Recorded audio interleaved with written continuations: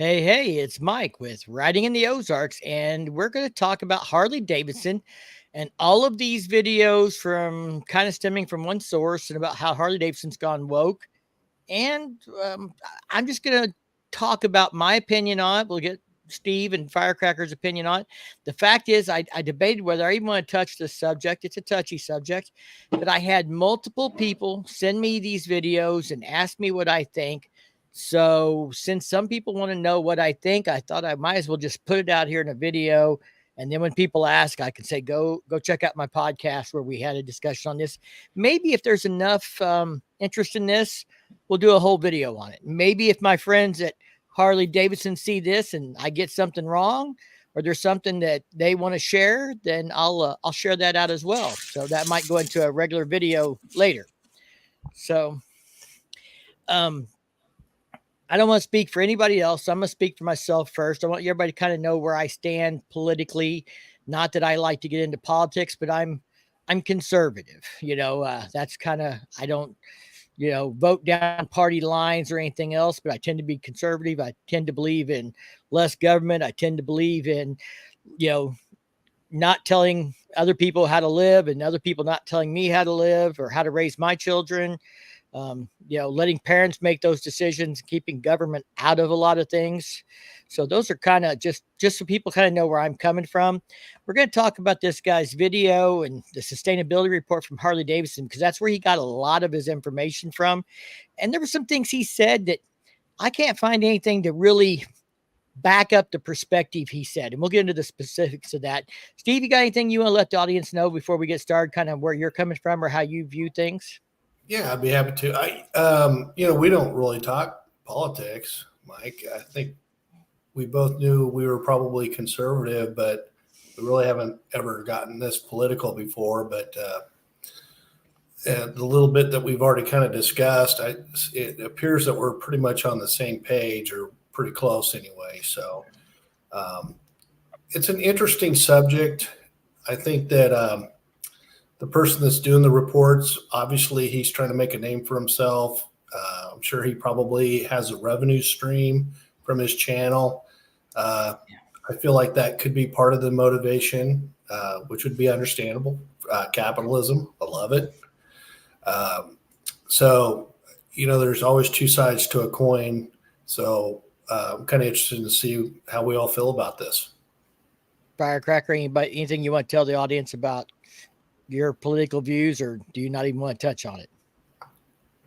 I don't want to touch on it, and until you have proof, you don't know the truth. So, that's kind of what we're gonna get into, and what And I'm not saying that anything the guy said is wrong or isn't true.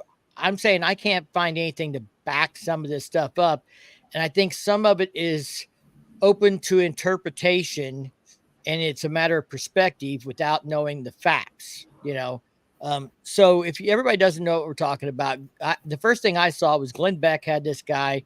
What was his name? Starbucks? Yeah. We've got it right here. Robbie Starbuck, who's a big Twitter influencer and social influencer. Conservative. Yeah. And supposedly he's gone after John Deere and Tractor Supply. I'm sure that's not supposedly. I'm sure there's evidence of that. Yeah. But I heard claims that he got, he made John Deere turn their opinions on DEI around, and people got fired. And he's the one that led the charge against all that. And that's great. But again, when you watch these videos, remember, these are politically minded and they're about social justice. This isn't about motorcycles. Not really. This is about, is your money funding social justice things that you don't want to support? And should Harley Davidson be doing that? That's really the question. This isn't about motorcycles. It's about how you spend your money and what companies do with that money. And I think I want to remind everybody, first and foremost, Harley Davidson is a business. They're a corporation. Their job is to make money. And they happen to make money by manufacturing motorcycles and parts and accessories and selling those things. That's how they make money. That's how they bring value to their stockholders. That is their job. That is their purpose. So, I'm going to say hi to everybody here real quick. So Chasing Adventures is here. Hottie Chase, Hoghead Bill's in here. He lives in Alberta, the Canadian version of Texas. So that's funny. And doesn't all retail companies, Buck Brown says, play to a wide customer base in all kinds of ways nowadays? I think that is very true. And we're going to talk about how Harley Davidson stacks up against some other companies, not in its own industry and against other industries. Because I did a little bit of research on this. I mean, I've been thinking about this for about a week, and I really wasn't sure I wanted to touch on this, but I just tonight I had a good friend send me a text with some links to these videos and wanted to know what I thought. And I called him and I said, "Do you really think I need to do a video on this?" And he said, "Yeah, I really do. I want to know your opinion. It matters." So I don't know why my opinion matters particularly, but maybe it does. It's because you're a genius. I don't know about that. But so some of the things that I want to kind of maybe touch on that I immediately, that I looked into that don't feel right with this video with me. And, everybody can make their own opinion of this. One of the things I want to talk about is they bring up that Harley Davidson is a founding member of the Wisconsin LGBT Chamber of Commerce. Now, first off, most businesses, especially in small towns, belong to a chamber of commerce. You belong to the chamber of commerce and you pay to be a member to get recognized by them, to get endorsed by them, to get advertising by them, to be brought up as a speaker at a chamber of commerce event or other things. It's a business deal, being a member of a chamber of commerce. Being a part of the LGBT Chamber of Commerce may appeal to that specific demographic. I don't know what it cost them. There's mention in here that they're a platinum founding member. Now, I did see that they're a platinum sponsor or member, and I also looked into that, and being a platinum member gets them a seat on the council or the of some form or fashion. So that means being a platinum member gives them a voice, not just takes money from them, but gives them an opportunity to have influence over the Chamber of Commerce. Maybe they have someone high up in the, administrative part of Harley Davidson that is in this community and wanted a seat on the board, and they, helped them out getting that by becoming a sponsor, so that maybe they can influence what that Chamber of Commerce does or doesn't do by having a voice on it. So I don't know that I can, criticize them for that, or that I would criticize them from that.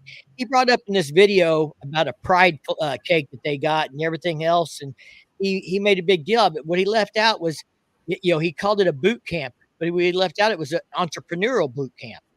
It was a boot camp about being an entrepreneur, about business, not about gay pride specifically, and that's where I started having doubts about this guy's perspective on things, because he was leaving, as I started finding, he was leaving things out, or he was adding things that I can't find any evidence of.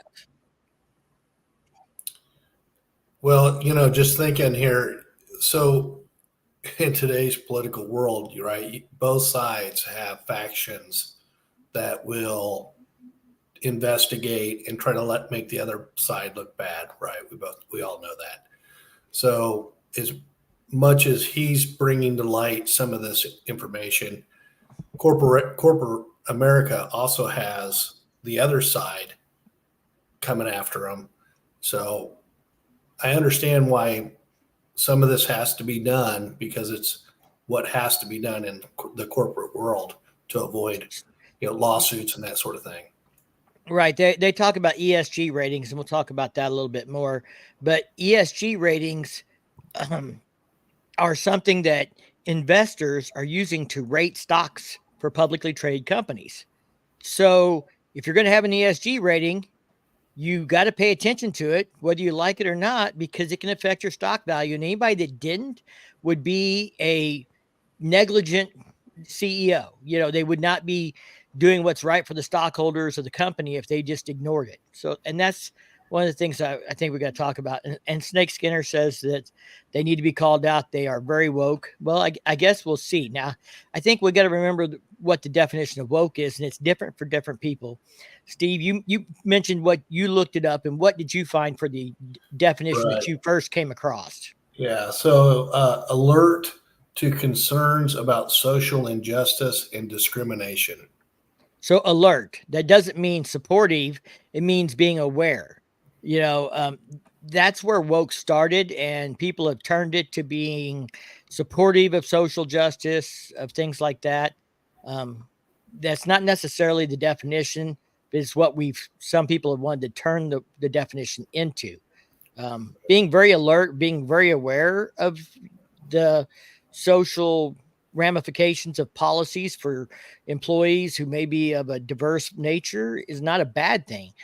Supporting, like, I'll be dead honest. That's one of the things he talked about in the video. I'm not down with having guys in drag read books to little kids at story time. That's what he says happened at this event. And to get into that, I found this event. I looked into it, and it was called the Rainbow Rose Center. And he brought up this image, and I'm going to bring it up if I can find it here. Let me see if I can find the map. So let me share this with you guys, because I'm not saying this guy's right or wrong, but I'm saying I couldn't find readily available the information that he claimed to have.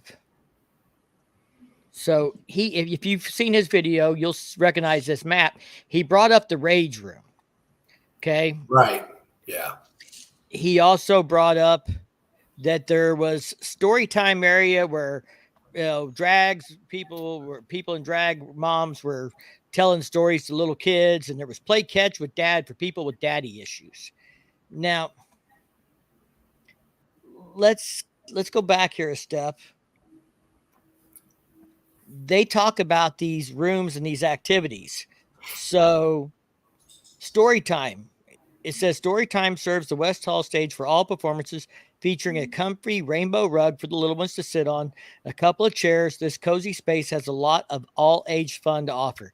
Nothing in there says anything about drag or, anything being anybody dressed in drag or anything like that. Now, I'm not saying it did or didn't happen, but I'm saying I can't find anything on this event that, supports what he said. And then playing catch with dad says a supportive and affirming masculine presence in one's life can make a world of difference. Come over and throw a ball, get a hug, or receive some affirmations in the front corner of the West Hall, blah, blah, blah. Now, that doesn't sound like, oh, this is for kids with daddy issues.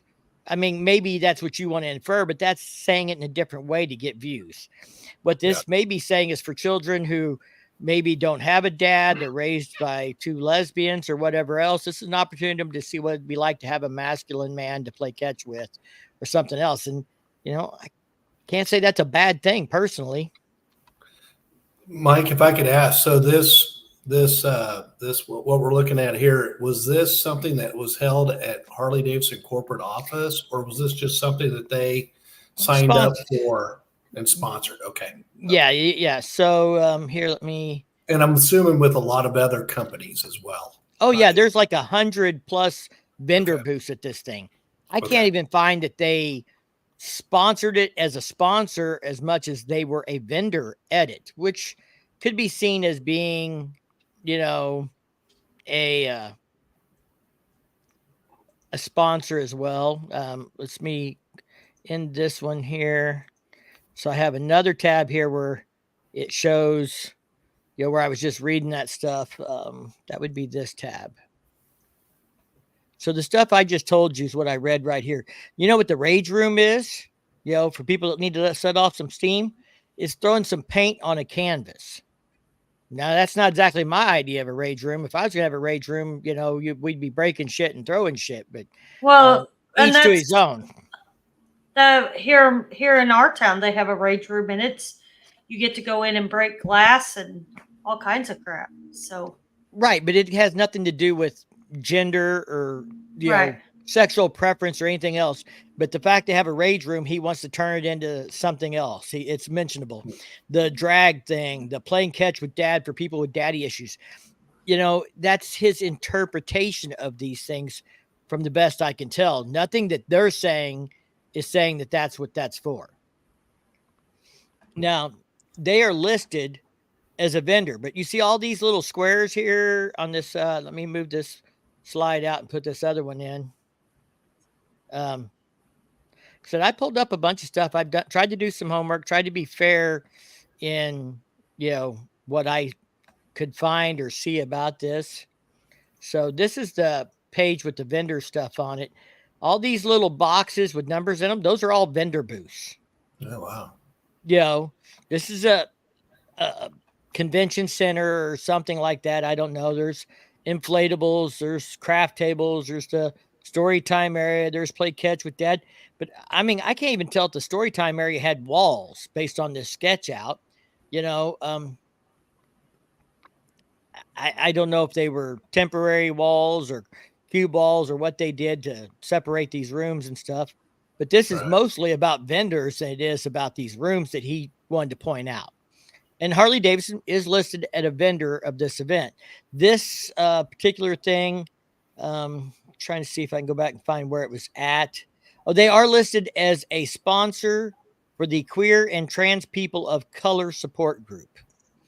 Okay. So they sponsored a support group, not the event.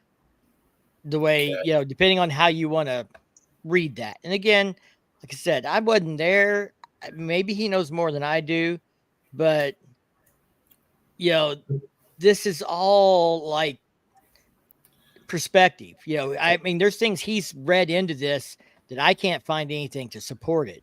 You said that they sponsored this group? They are listed on the sponsor page as supporting the Queer and Trans People of Color Support Group. So not even that they sponsored the event, but they support a support group.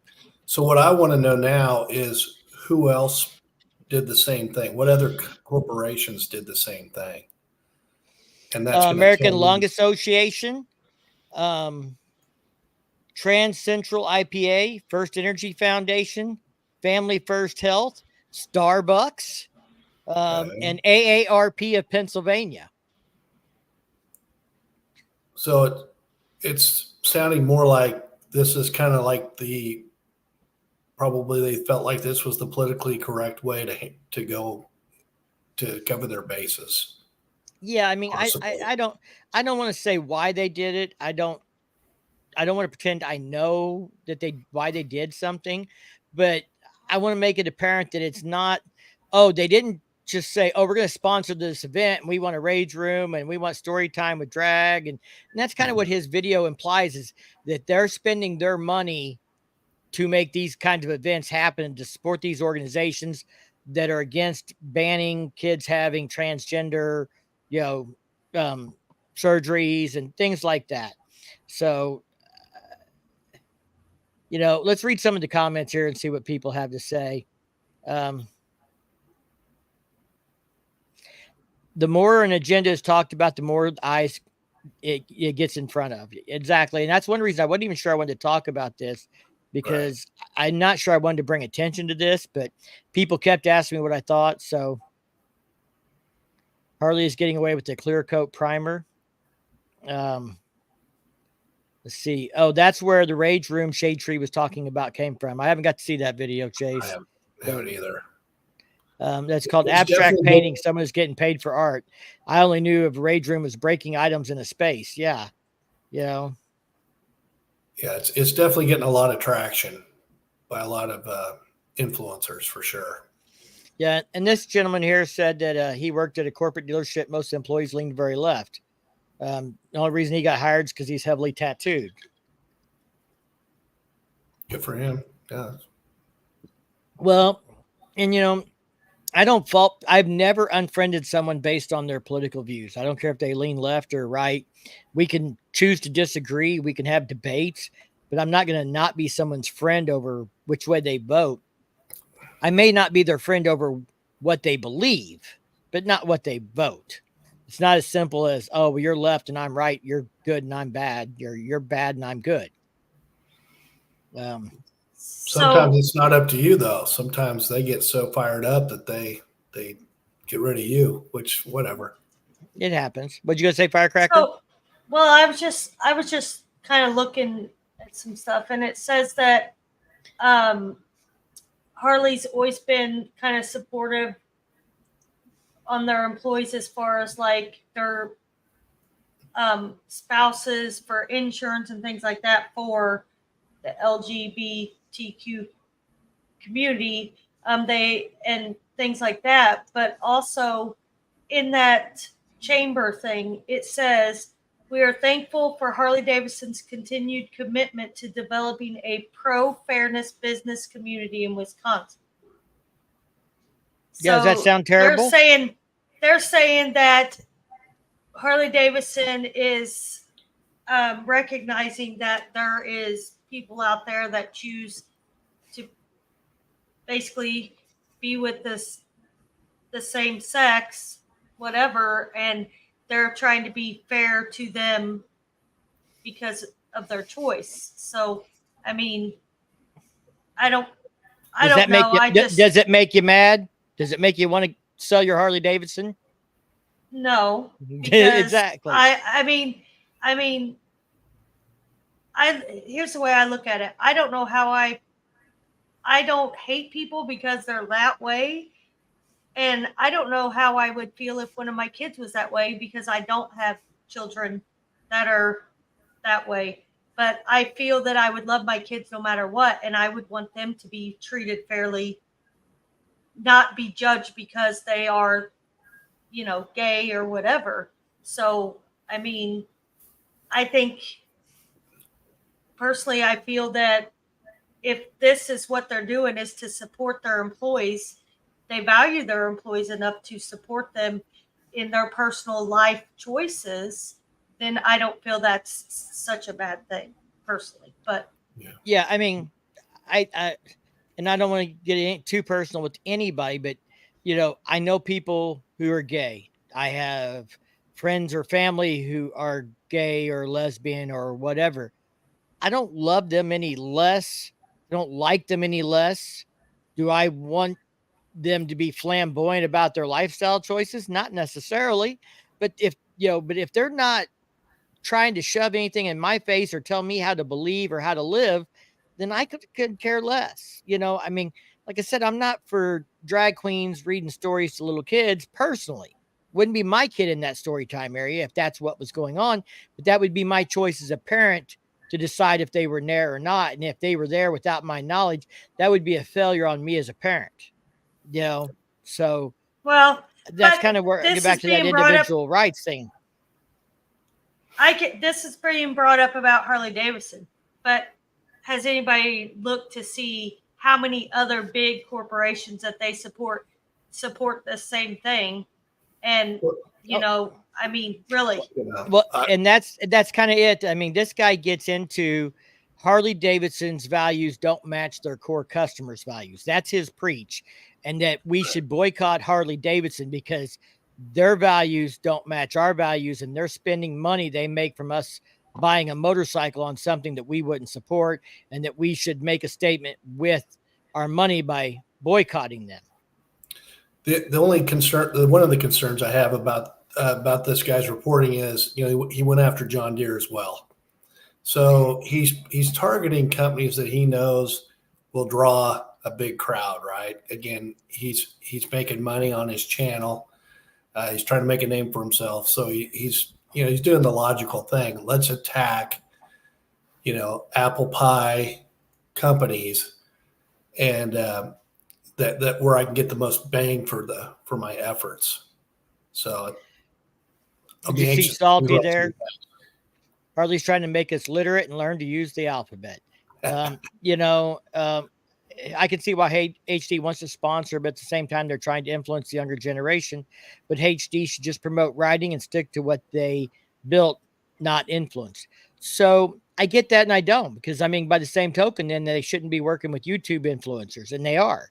And I don't think that's a bad thing, but they're not trying to tell us what to say or do. I think it's a double-edged sword, and you have to be careful about what you say they should or shouldn't do. The companies, when they start dealing in the political world, it gets itchy. When you start dealing in the social justice world, it gets itchy. But one of the things he commented about was the Pride Ride. And I looked it up. There is a Pride Ride. It's been going on since like 2018 or something. And it's like 200 motorcyclists show up at the Harley Davidson Museum and they take a 1 hour, 2 hour ride. And it's, to support people from that community to go on a motorcycle ride. Harley Davidson's job is to sell motorcycles and to make money. Why would they not want to, try and grow that demographic as consumers? Did they just support it or did they organize it? They didn't organize it. They supported it. Okay. Steve can't take them headphones. They kill him. There goes my damn headphones die out. I don't know why. The problem is no matter what you try to cater to any walks of life, it's going to piss off someone. I agree with Mike about drag queens riding bikes to kids. Leave the kids out of it. And that's what I think that's a parent's decision.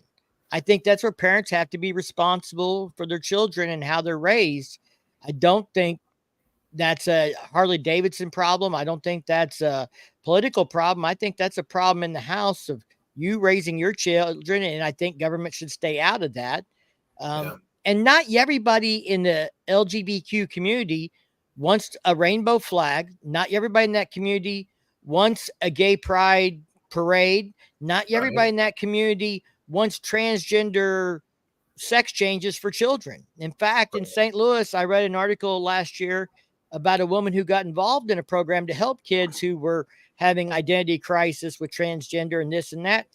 And she got out of it after a year because she found a bunch of kids were doing it because it was cliquey and because their friend did it, not because they really wanted to identify as a different or, because they identified as a different gender, but because they went through this program because their friend did it and whole cliques of kids were doing it.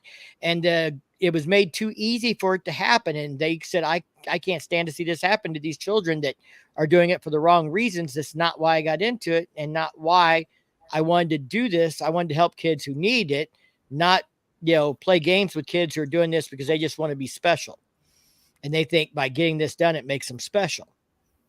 And so I think it's also important to remember when we talk about these topics that what you see portrayed online, with parade flags and people dressed up in blue hair and, whatever else, that's not the majority, at least of the ones I know. That's the minority who's getting attention. And then they're used by the other side to, stereotype that community, just like the tattooed biker with a beard and a beer gut and, being a badass is the stereotype they try and use for bikers. That doesn't mean that's everybody, Steve. I don't see tattoos all up and down your arms and over your head and everything else. I have no tattoos, But what I'm getting is stereotyping is something also we have to be paying attention to and not succumbing to this idea of this is what this other side is. And that's the whole other side. And we should hate them because of that. Now this guy goes after Jochen Zeitz, the CEO, he's getting the traction that, others are saying, hey, it's time for this guy to be let go of his post. Maybe so, maybe not. I don't know. But Mike, let me ask you, my assumption would be that any of these types of decisions, and these are big decisions, would have to be passed by the board, wouldn't you think? Wouldn't this would have to go up, for debate with the powers that be at Harley Davidson, wouldn't you think? Yeah. And, so Bleak Rides made a comment that have no illusion the CEO hates you. Well, when I had a drink with him on the boat, he didn't act like he hated me. So maybe he hates me behind closed doors, but he didn't hate me to my face. And I judge people on how they treat me. And I've actually met the CEO of Harley Davidson earlier this year on a dinner cruise in Vegas and got to talk to him. I rode miles with him. I'm not saying we don't have different political views or social views, but I don't think he hates me. He says he gutted Puma before taking over Harley. He's been with Harley for years before he became CEO. He was on the board for years.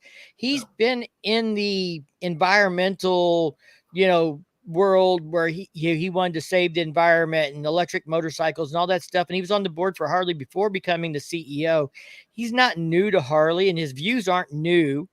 Harley knew what they were getting when the board did when they put him in. I think it's a little hard to put everything on his back. A lot of stuff goes to a board decision. He doesn't make every decision. He's not responsible for every marketing decision that's made either. So I think it's just, important for people to understand that. And I'm not saying he's good. I'm not saying he's bad, but I'm saying, I didn't get that vibe from him. He's, might not be my choice for CEO, but, to say that he hates you, I feel is a little strong. I don't feel he hates me personally, and I've met him personally. Do I think he's going in the right direction for Harley Davidson? In some ways, yes. In some ways, no. Well, and I've had some situations where I've been in charge of groups of people, and you should never try to put your own personal beliefs into corporate America. Hopefully he has the wherewithal to think about the company that he represents, the people he represents, and then what's the general good? Where do I draw my lines at when I have to make tough decisions like this? Hopefully that's what he's doing. Now, if he's gone crazy and he's gone extreme and he's kind of going against the demographics of the people that buy his bike, which are mostly conservatives, then we need to have a sit down. We need to, look at it further for sure. Well, and Bleak made a comment here. Sure, but actions speak. Sorry, I apologize. I'm not asking for an apology. I'm just sharing my experience. This is, why I got on here tonight was to share what my thoughts are on this matter, because I've had people ask me. Some people are going to say, why does anybody care what you think? Well, I don't know why they care, but I've had a dozen messages since last week asking me about this topic. So I decided it was time to talk about it publicly. I don't know where this thing is. Was this in that video or something about all electric by 2030? I've never heard Harley Davidson say that. Honda is saying all electric by like 2050. And they're going to get there before anybody else because they got the money and the resources to get there. Harley says leading in electric, but I mean, they're selling 250 bikes in a quarter. Yeah. They're not electric motorcycles. They're not going all electric by 2030. They know it. I know it. Everybody else should know it. But whoever said that Harley said that is doing that to incite people, to get you aggravated, to get you upset. And that's the concern I have about what this guy put in this video. Some of the things he went through their sustainability report, which is public information. It's on their website. I've got it pulled up here. He talked about stuff in here. He talked about, white men being forced to go to training on, why being a white man's bad and blah, blah, blah. And, all this stuff. And then there was something about him being co-founder of the B team. And, so he's definitely making an assertion that he not only subscribes, but he's he wants to be a leader in this. Is kind of his angle, right? So this guy doesn't even really know anything about Harley, does he? Well, he knows what's public information here. I mean, right. But he doesn't ride a Harley. He doesn't pay attention. It's not something that he watches all the time and keeps up with their news. He just came out with one video that he's talking about it. So this guy went after Tractor Supply and he went after John Deere. Right. He just changes it up, whatever he thinks is going to get in. Well, he's going after companies that he feels don't represent their core customers' values. That's his skit. That's his angle. If I can find a company who's doing something different than what I think their core customers expect of them, then I've got a controversy that, and I'm not saying he's doing it out of spite or just for money or anything else, but that's what he's looking for is, companies that appeal to rural America, conservatives, yeah. John Deere. And he's saying, okay, John Deere is doing this and you should be mad at him. And you should boycott him because this doesn't align with your personal values. And that's the same thing he's doing with Harley Davidson. But who's to say that Harley, like, who's to say that someone that is gay doesn't ride a motorcycle? I'm sorry. So, and if you look on the website, look at all the businesses that are sponsors: Coca-Cola, AT&T, Apple. I mean, it's the list goes on. So, I mean, what he's saying is the same thing for all these other companies. And yeah, I get that just because Harley Davidson is Harley Davidson doesn't mean you got to be a big burly ass man that rides it. There's all different people that ride Harley Davidsons. I mean, so I think it's just a stupid subject that, until there's something proven that they're really doing something that they shouldn't, then this guy needs to just keep his mouth shut and go on and find somebody else to mess with. Yeah, so here's Chase has got a quote. Yeah, it says Jochenzeit said the process will take decades to complete. Decades, not 7 years. And that's what all of these manufacturers are saying, but that doesn't mean that's going to happen. This EV's already starting to walk back from where it was 3 years ago. There may become alternative fuel source besides EV that is more practical, that would be some form of combustion, but not necessarily gasoline. I don't know what's going to happen with the future of the combustion engine and EV, but nobody said that he's going to convert Harley Davidson to EV by 2030 that I've ever seen. He's tracking BlackRock and their investment strategies tied to ESG. Do you know why? Because BlackRock owns a whole bunch of fucking Harley Davidson stock. They got, these companies buy a bunch of stock and they get a seat on the board, and then you're stuck with them. How do you fix that? How about we buy Harley Davidson stock so there's not as much of it available for these other companies to get into? You don't want BlackRock having an influence over Harley Davidson. Buy their stock. Buy BlackRock's share of Harley Davidson out. Get them out the door. Because the fact is, the way corporate America is structured, if they get a seat on the board, they're going to have a say. I can't remember if it was BlackRock or one of the others, but BlackRock is one of the top 5 shareholders of Harley Davidson. And when they own a 5th of your company or a 10th of it or whatever it is, but they're one of the top 5 shareholders, they're going to bend your ear and you're going to listen. Yeah. Does that mean you're going to do everything they want? Not necessarily, but it makes it harder to ignore. I think my big question out of this deal is what I want to know is all these programs that Harley Davidson is doing for being woke, who else is doing it? Are they trying to lead in it?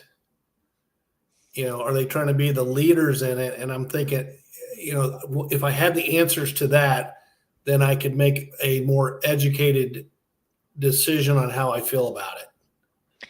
Well, and I don't know where everybody else stands. I haven't had time to research everyone else. Let's read some of the comments here and get caught up. I don't bash harshly. We are all humans and mistakes happen on topics back in the day. They're supposed to, before social media put it in your face. They're turning into groomers. Know what the fuck is going on. Well, I've never seen Harley Davidson do anything to groom me in any way. These companies they're supporting, maybe, but just because they supported an event or they support the Chamber of Commerce doesn't make them responsible for every event that Chamber of Commerce puts on. That's like supporting my bike rally and then, saying you're responsible because some gal got up and showed her boobies. That it doesn't, it's not that simple, unfortunately. And I think hopefully and tonight, I think what we're trying to do, and tell me if I'm wrong, but I think what we're trying to be impartial here. We want to be a sounding board for the people that are listening to us, have a voice in how they feel about it. So we're trying to be as neutral as we can because we don't have all the facts. Right. I don't have all the facts, but I can share my experiences. And NorCal Refrigerator said, yeah, they got an $89 million grant. I talked about that 2 weeks ago in our last live, but I don't know that grant makes woke. They got paid, but that grant was paid to move Livewire out of California to York. That's what it was about. That grant was about moving EV out of California. Livewire is moving from California to Milwaukee and York. That grant was about getting more jobs in that county by a Democratic politician in that York, Pennsylvania region. So he lobbied, he got him a grant. It's bringing jobs to that. I've seen that shit done with all kinds of businesses and things. I saw it happen with the USGS here. They were going to close down a part of the United States Geological Survey that has an office here in my hometown. And there's only 2 other offices, and they were going to get one of the 3. And all the congressmen were all lobbying to try and keep it open and trying to give them incentives and reasons to keep it open because it provides jobs in our community. It was going to, keep people from being displaced from one of the higher income jobs. And that's what's going on with this $89 million grant. Do I like my taxpayers' money being spent on it? Hell no. But I understand what it's about and why. And I don't see the correlation of that grant and woke. That's, to me, that's 2 different things. But that's my opinion.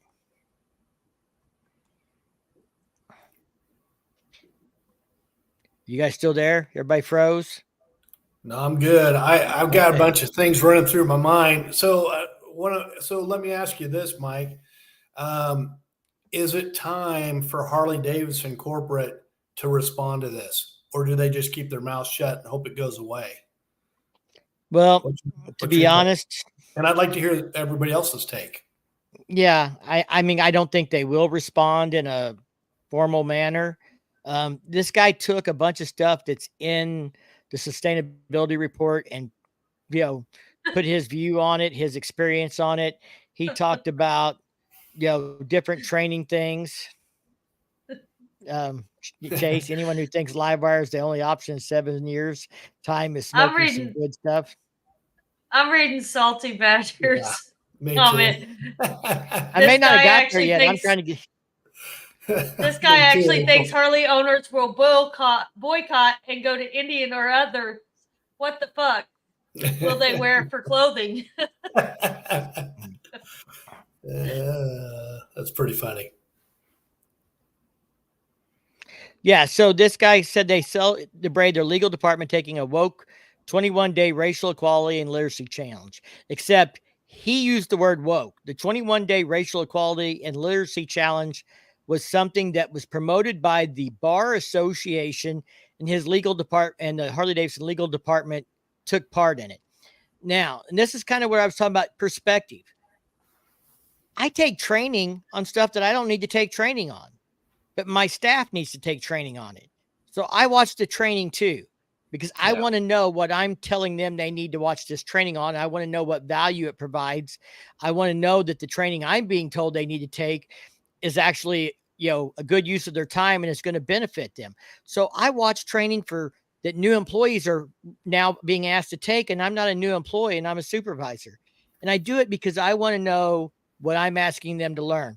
So the fact that the legal department took a 21-day training to me doesn't mean squat. That means they did education. They learned what this is. That doesn't mean they want to adopt it.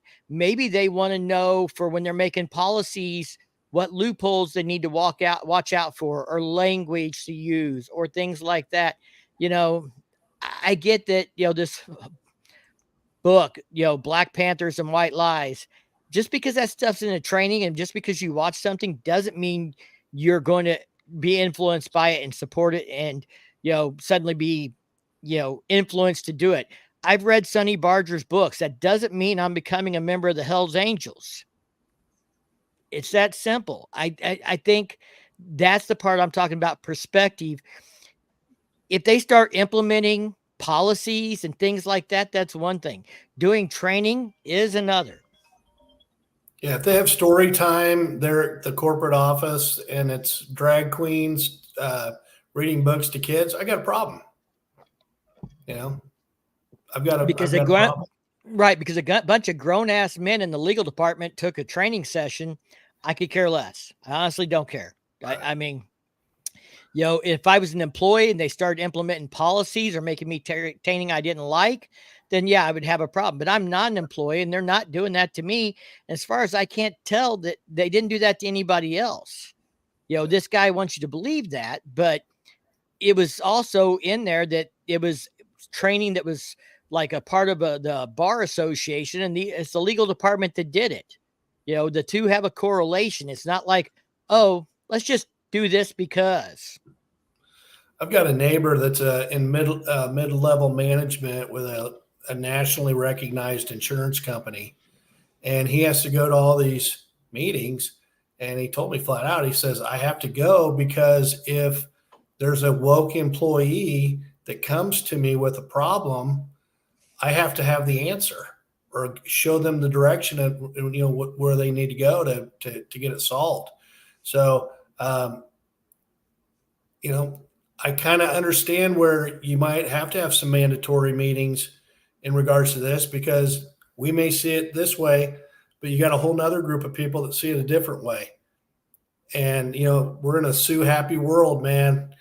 No one wants a lawsuit. You talk about hurting your stock price. That'll do it. So I got caught up on comments here, but NorCal threw out a donation live chat and says, Harley's not Bud Light. We're not going to boycott. And I personally agree, but I want to bring up something here that Schmodo Travel says that I'm going to disagree with, because I just watched it in their financial report. It says it's an aging community on track for a slow, inevitable conclusion. The fact is, the average age of the Harley consumer in the last 10 years has gone from 44 to 45 years old. The problem isn't the age and aging. It's that the community itself is shrinking. It's not that there are, less people interested in motorcycles because people are less interested in motorcycles. Well, that's exactly the problem. Less people are interested in motorcycles. It's not about that Harley riders are aging out and young people are going to buy Yamahas and not buy Harleys. It's that young people aren't buying motorcycles. Kids aren't learning to ride a bike. They're not interested in motorcycles. The average age is stayed the same, and the average income of the Harley consumer has actually gone up, which again means nothing. It's another manipulation of statistics, because hopefully everybody's income has gone up, because otherwise you wouldn't be able to afford bread and milk, because inflation's killing us all. But, saying the average income has gone up in the last 10 years doesn't mean anything, because the average cost of everything has gone up as well. The age being the same, I've said for years, people don't age out of Harleys or out of that community. You're not aging out of being a Harley Davidson rider. You age into it. Most people don't buy a Harley until their kids are out of college and they have more disposable income and they can travel and do things. It's not, I just don't buy that it's a bunch of old people and we all die. No, there's not going to be left to buy Harleys. There's some information in their financial report kind of on the demographics and some of that. And I'm going to try and do a video on that real soon, but I don't think it's as simple as we're aging out. I think that's the thing I see a lot being said that I don't buy. I believe the community of motorcycling as a whole is shrinking. I also believe inflation is having a huge impact as well. And not hating on adults for what they do in their privacy of their own bedroom isn't woke. Yeah, and this is a very controversial subject. It is. There's a lot of layers. The grant is for electrified motorcycles and the money's being earmarked. It's fair and square. And like I said, I don't like it because it's taxpayers' money that's being used for it. And I don't really want my money being used for electric motorcycles, but that's because I don't believe in them. But if you believe in them and you want your money spent on that, then that's great. I can try and convince myself that my share of the taxpayers' money went to strippers and cocaine for politicians, and your part went to electric motorcycles. Now you're talking. Hey, by the way, I don't like cocaine. I just like the way it smells. Yeah, I mean, I was born in the 70s. I remember the AIDS scare, all this stuff. And I don't hate anybody for their sexuality. I just don't want it shoved in my face. Um, and I don't want schools or other people trying to influence my children. I think that's where really people get really aggravated and upset about it. And I think that's the bigger issue. And I think there's nothing in this that shows that Harley Davidson's supporting that. Although they kind of try and use that to incite this boycott attitude. Well, the thing I hate the most about politics is the division. Candidly, I don't even know why we have two parties. I don't think we need it. But anytime you divide anything, this is what you're going to get. You're going to get two opinions, right? Half of them are going to be for it, and half of them are against it. Now, I personally, politically, I think that there's a reason for this. I won't get into it, but this is what frustrates me about the whole thing is the division, the dividing it does. Yeah, surely, there's got to be common ground. I mean, let's all work together. Right. And Shimoto Travels says that, it's due diligence before they adopt company-wide training.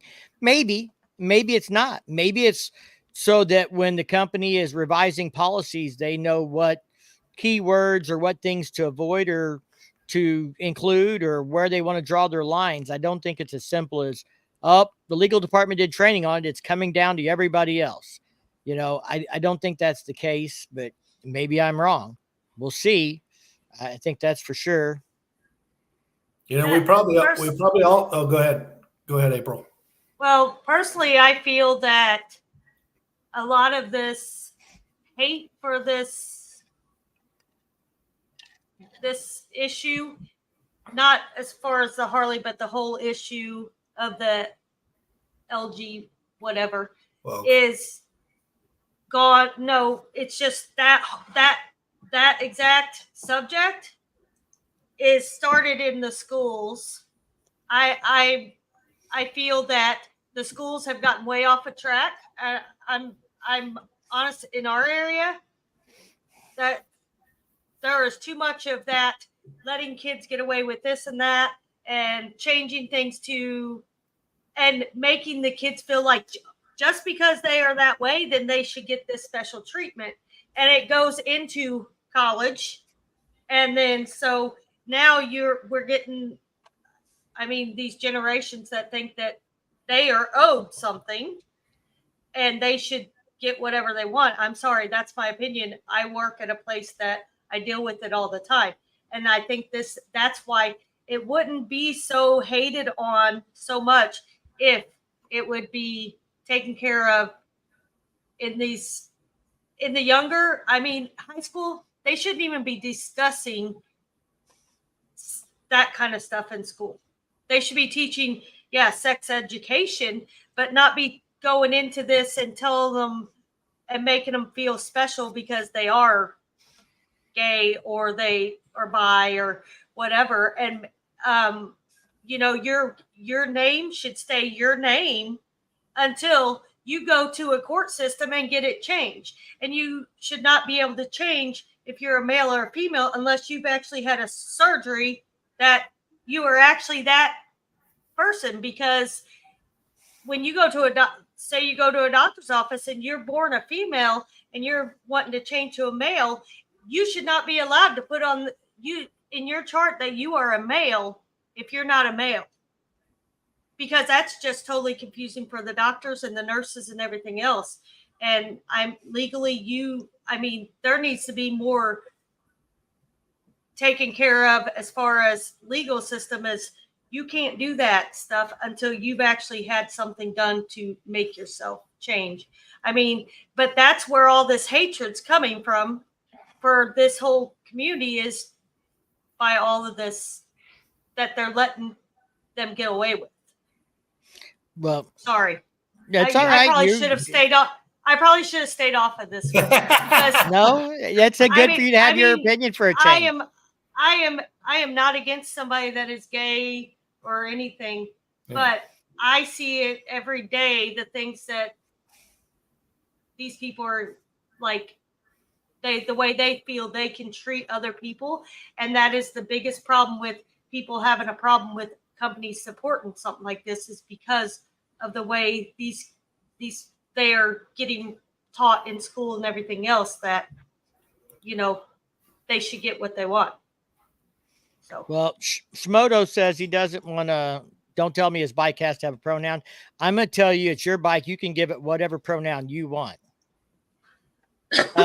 I don't know what Harley stands on, is if they're indeed playing part in the DEI doctrine that BlackRock and many others push. I'll be at an Indian dealership the following Monday. I just want you guys to know, I don't know if BlackRock holds much share of Polaris, but the largest shareholder of Polaris is a name I can't pronounce, Seong-ju Joy, which I'm going to guess is probably not, U.S. based.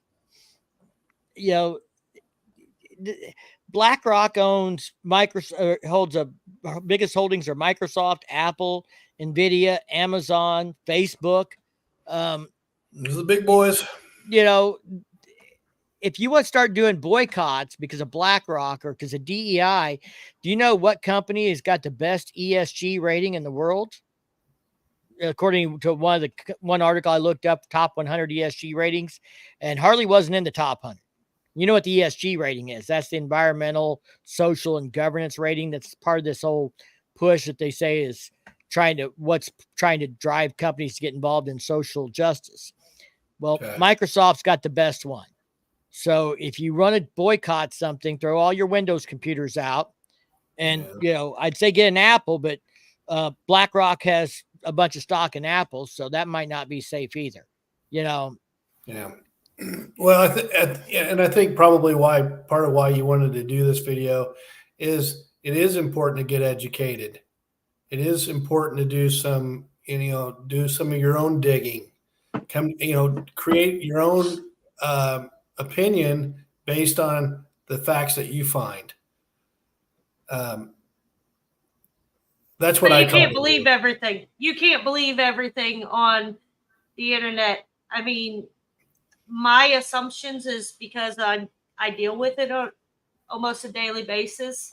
I have family members that are gay. I have no problem with it personally until you, like Mike said, you're just constantly in my face about it.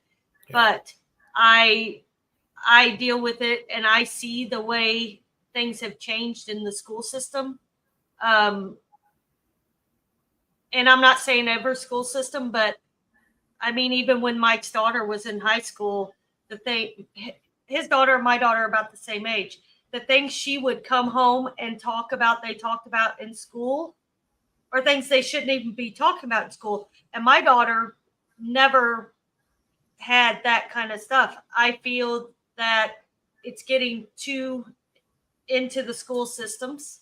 And I feel that it's traveling on with these kids and on and on. And personally, this world is in trouble if we think,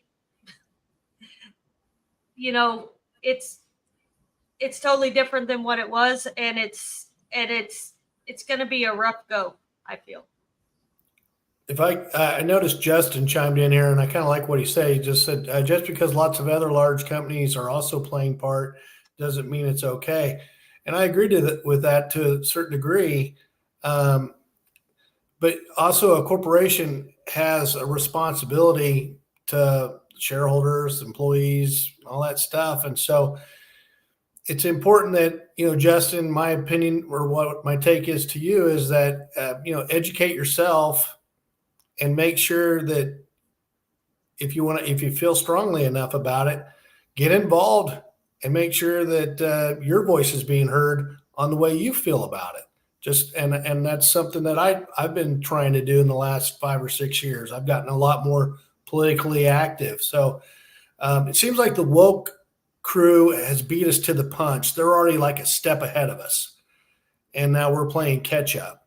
And that's I think the problem is we don't want to play dirty. We don't want to make lies. We don't want to, I'm trying to give you the most objective viewpoint I can based on the information I can find. And I'm not saying that ESG is good. and that companies should get involved in social justice. I'm not for that. But the fact is, they're being pushed into it by the way corporate America is designed. And if you want that to stop, then you've got to vote people into Congress that are going to push back against ESG ratings or other things like that. You know, we got the environment. I'm more worried about the goddamn EPA than the ESG. You know, they're taking away tuners and things that I care about that affect me. That, you know, to be honest, if I work at a company with an ESG thing and they were doing something I didn't like, I could always go get another job. When there's no company that you can go get another job that doesn't have it, then you're probably in the minority. But I mean, I don't, you know, and I think that's part of the problem is we tend to want to live and let live. The other side doesn't. And that's why we seem like we're a step behind until you make us so mad that we come out pounding. And that's what happens. Yeah. You know, a lot of truth. I think there's a lot of truth to what you just said. You know, like you said, I mean, I'm not saying this is okay, but I'm saying Harley's not the only one. If you're going to boycott, you know, you need to be boycotting all these other companies just as much, just the same. They're all just as guilty. And that's why I said this isn't really about motorcycles. This is about this whole attitude. And in this case, Harley Davidson's the target because it's believed that their core customer has different values than what he wants to portray as the company's values. And I don't know that that's true or not true. And that's kind of what I'm saying. But there's some things in that video that I don't find any evidence to back up. And I think there's ways to spin that. I don't think just because the legal department participated in a training means that it's going to get shoved down everybody's throat at that corporate business. I mean, that's one perspective. You can believe that, and it's well within your right to believe that, the same as it is mine. But, you know, I know from my own perspective, I've done training that I didn't need to do because I wanted to know what was in that training. Yeah. Well, but Robbie, that training could be something to, because of all of this, where you got to watch how you say something or word something. That training could have been that to keep them from getting a lawsuit or something like that. Could have been so they designed policies with words and, you know, using certain words in certain ways so that they protect themselves from a discrimination case or something else. You know, I mean, know thy enemy. You know, if you don't know thy enemy, the battle's half over before you ever get started. The more you know about your enemy, the better you can develop a plan or a defense. And as a legal department, that may mean knowing how we can rewrite the employee handbook so that we are being inclusive in our policies, that everybody shows up for work, regardless of, you know, what your race, gender, whatever is. And if you need a special holiday off because you believe something different, then that's why we have, you know, paid time off and we don't have holiday pay. Yeah. So and that's how things get structured that way. I have a question because everybody keeps talking about the Harley CEO and all this. My question is there not, like, any decision he makes, doesn't it have to go through a board or something and they vote on it? Or can he just do whatever? You know what I'm saying? I'm sure there are certain things that are guided by the board, and then there are certain day-to-day decisions he makes. I don't really know anything about him. I don't follow as close as you. I don't read up on all of it. But I mean, I would think any major thing that is done there is not just him. That would be like a board or, you know, a cabinet that votes to, yes, we want to do this, or no, we're not going to do this. But so right here's a comment, and Doug put this comment in here. Harley Davidson quit hiring the best person for an open position. That's wrong. Doug, do you got proof of that? Do you personally have experience with it? Have you, you know, how do you know that's what's happened? Because I work in an employer and I do hiring. I sit in on interviews and we still hire based on the best person for the job. But that doesn't mean we don't have a diversity and inclusion program or that we are conscientious and have training on it or things like that. But just because we have those things doesn't mean we hire based off them. And that's my point. You know, this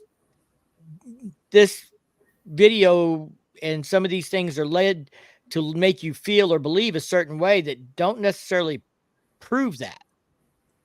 Now, if you've got personal experience with it, I'd love to hear it. Yeah. You know, getting back to Robbie Starbuck, the one that's doing the investigative reporter on all this, we talked about the woke seems to be a step ahead of us. Well, he's calling them out, and I'm all for that. Hey, man, you make sure the conservative movement is up to speed on what's happening in corporate America. I have no problem with that. My only concern is make sure it's factual. Make sure that you have all the facts out.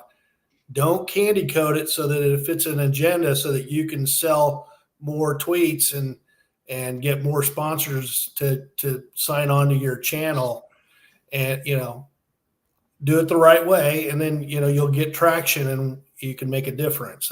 That's my concern.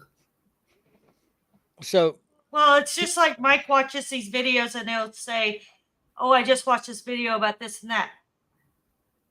Most of the time they have no proof. There's nothing.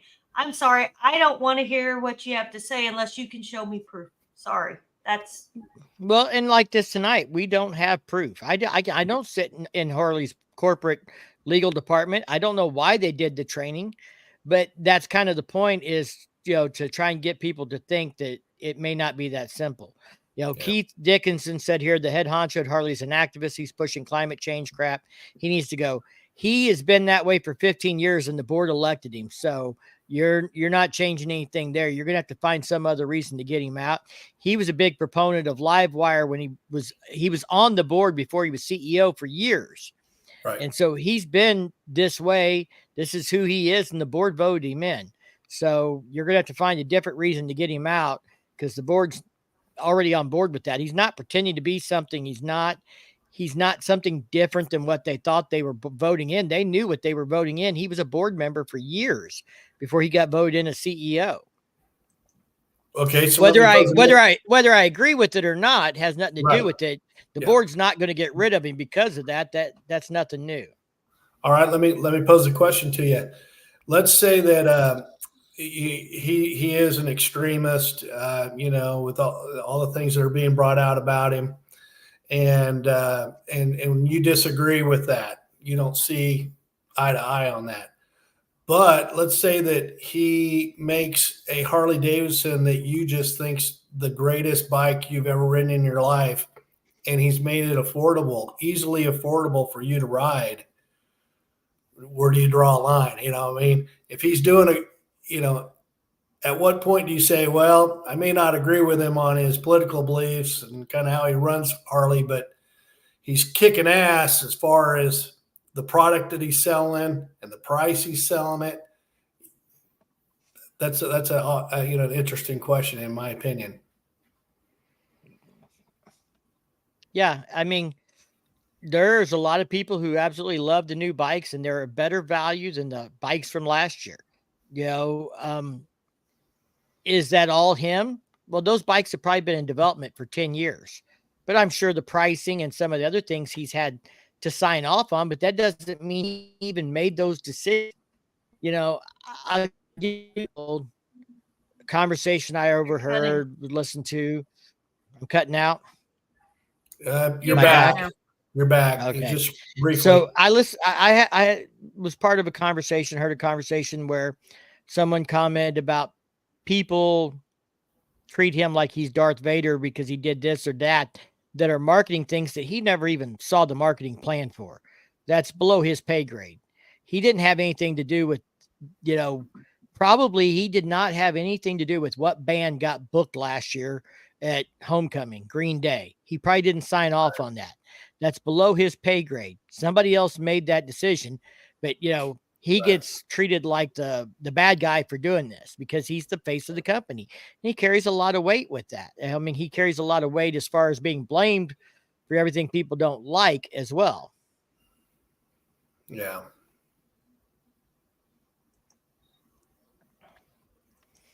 So I think we can all agree, though, that if you run a company, if you run any company, one of your first obligations is to understand who you're selling to. And you better be using your best judgment you can to make sure that you don't piss those people off.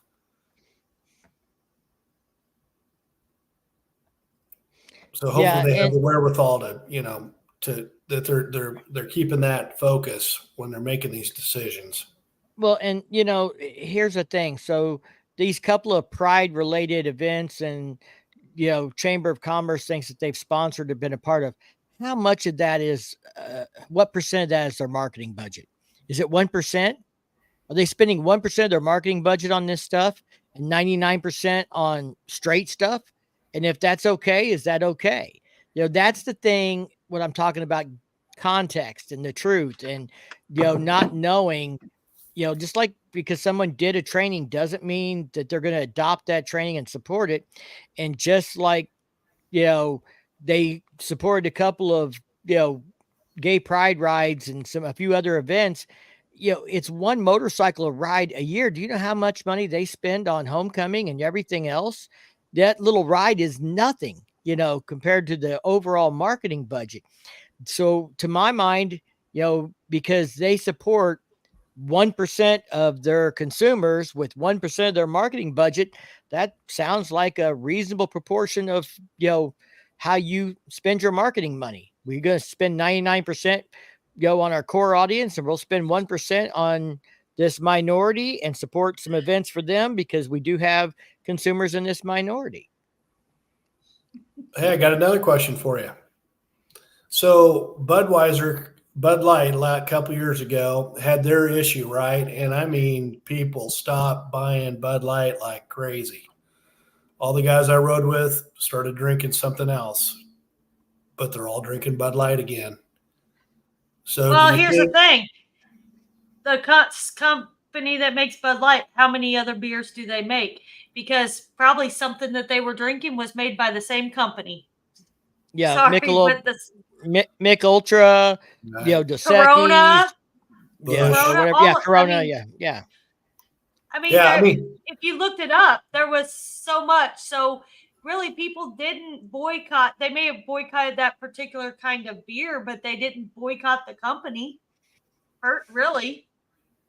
Salty wants to know how many Harleys we see at the strip bar versus the Pride bar. Well, Salty, I can honestly tell you that I have seen 0 Harley Davidsons at Pride bars because I've been to 0 Pride bars. I was just thinking the same thing. I've never been. And I'm sure he's joking. Well, if it wasn't one, it wasn't knowingly, and I couldn't even tell. And I'm not admitting to it. I can promise you that. That's my secret. Strip bars. How many Harley Davidsons did we see at the Gentlemen's Club during Bike Fest a few years ago, Firecracker? Oh, a lot. That's because they had a Harley Davidson bike show in the parking lot. Well, it wasn't a Harley Day. It was just a bike show. Wasn't a Harley Davidson but pretty much 99% were Harleys. And, we had a good time. Our bike was one of them in the parking lot.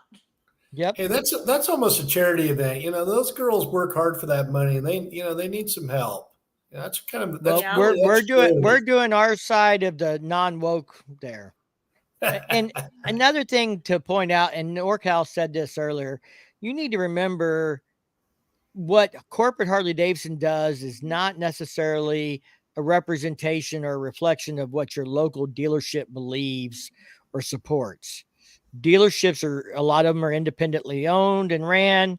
And while they may have to abide by corporate policies as part of a franchise, it doesn't mean that they want or view the same things or want to support the same things. Chase is all excited. Strip club hangout in August. So there you go. He said my bad. September. Yeah, Bike Fest. So Bates, you're going to have. You're going to take him to Gentlemen's Club. My best friend, isn't he? He's going to be my best friend at these next 2 rallies coming up. Yeah, you and Chase will have to go to the Gentlemen's Club right there on the strip. What about me? McDonald's. I'll go with you guys. I'll go with you, Bates. I'll go. Okay, that's a deal. Salty says support single moms, not confused youth. There you go. And like I said, I've tried not to put a lot of personal opinion on this, other than the fact that I, trying to get people to think critically and not remember and I'm not saying this guy's wrong, but remember this guy's motivation. He looks for targets where the core audience or core consumer may have different values than trends he sees in that corporation. So what's that called? I call it drama, and there's nothing wrong with supporting the business because you believe in what they do or don't. If you don't believe in what they're doing, don't support them. But I'm going to tell you, if I can't get on board with what Harley Corporate's doing for some reason, I'm still not buying an Indian. I'm just buying a used Harley Davidson, and I'm just going to ride an older motorcycle. But, they've been riding motorcycles for 120 years. I'm pretty sure I can find something to keep my knees in the breeze, and I'll still be happy. And I'm not going to not ride a Harley Davidson and not buy one from an individual or from a dealership that is used because it's the same brand as what the corporate politics are currently. If you don't want to support it, don't buy a new bike, but that doesn't mean you got to switch to an Indian. I'm just sitting here thinking to myself, I'm not sure what Harley Davidson would have to do for me to not ride a Harley Davidson. I don't know if I'm going to really care how political they get involved in, whatever it is. I love the brand. I love riding my Harley. It's my passion. It's what I enjoy doing. And so I don't know. I think they'd have to push a lot of buttons before I'd give up on them. So David wants to know if you've seen the tobacco fade firecracker. I think you should voice your opinion on that. Tell him which one's your favorite. I love the tobacco fade on the lowrider ST. Yeah. That's what I said. Let me finish.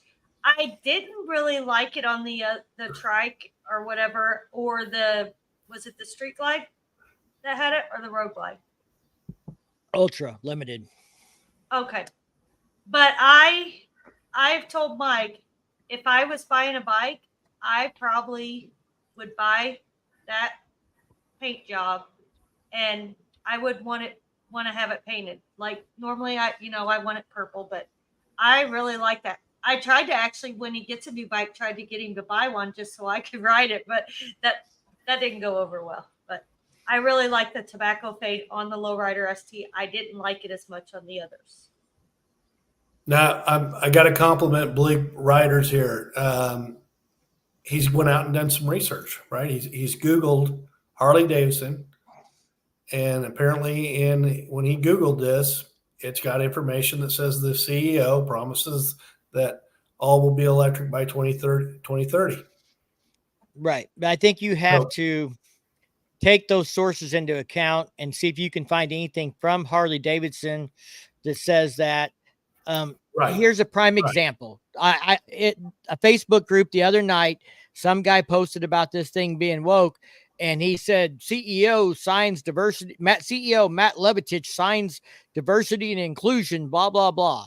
And he's going on about it, and I'm like, that guy hasn't been the CEO in like 4.5 years. I was gonna say. So, but the article was recent. It was a repost of some old thing, and the internet is unfortunately full of those things. I'm not saying Harley Davidson hasn't said this.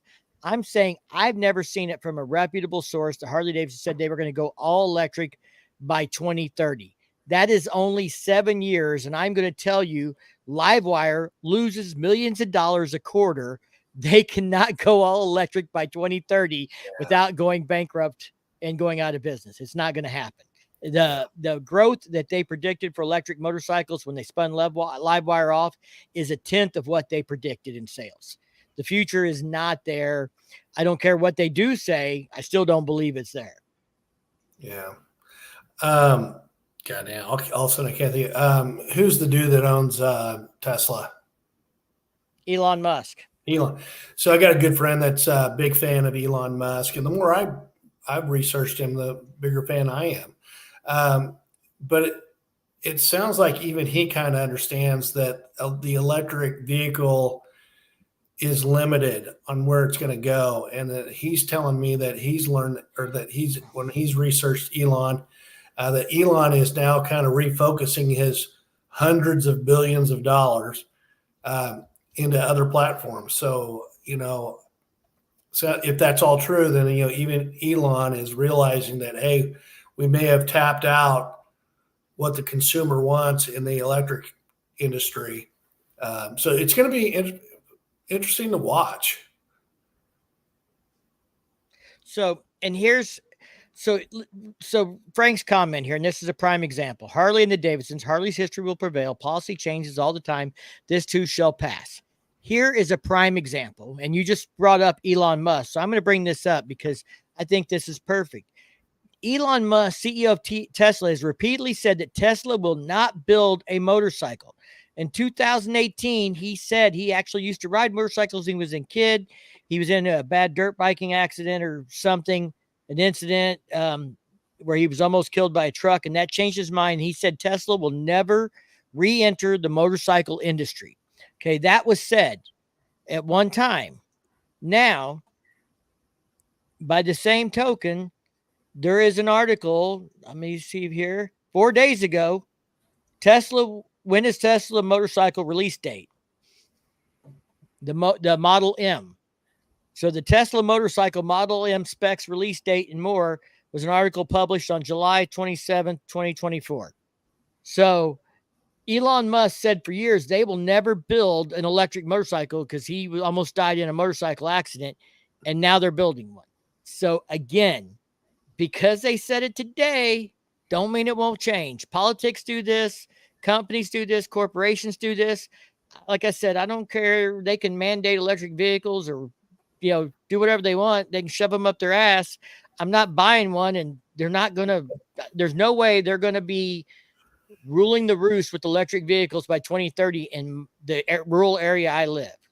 There's no infrastructure for it. They can't build the infrastructure for it. Consumers aren't going to buy it, and the company will go out of business. And Elon Musk or Jochen Zeitz from Harley's not going to do that. He might say that that's a goal or they want to see it grow, but he's not going to just kill the company by turning everything electric. Once in a while when I start up my Harleys, I get a boner. I'm not afraid to admit it, but I'll tell you what, I think if I start up an electric motorcycle, I'm probably not getting one. I just don't think I'm gonna. I think I'm just going to ride old motorcycles. I mean, I'm not saying I wouldn't ride an electric motorcycle just to ride one. I mean, yeah, I have to say I got a 10-mile commute. I could ride an electric motorcycle to work and back for economical reasons. Yeah. And that might make sense for that, but that's not why I ride a Harley. I don't ride a Harley Davidson because it's cheap on gas and it saves me money commuting to work. If I wanted to do that, I'd buy a single thumper, DR 650 or something that gets, 70 miles, 80 miles to the gallon, or a small CC Honda 350 or 400 or 500 or something like that. And I'd get 80 miles to the gallon, and that would be why I would ride it. Small tires that are more affordable, small bike for an 8-mile ride. Who cares? It's for economical reasons. But that's not why I ride a Harley. That's not what I buy one for. I buy it because I don't want to go to a therapist. Man, I've saved millions of dollars in the last 12 years. Millions.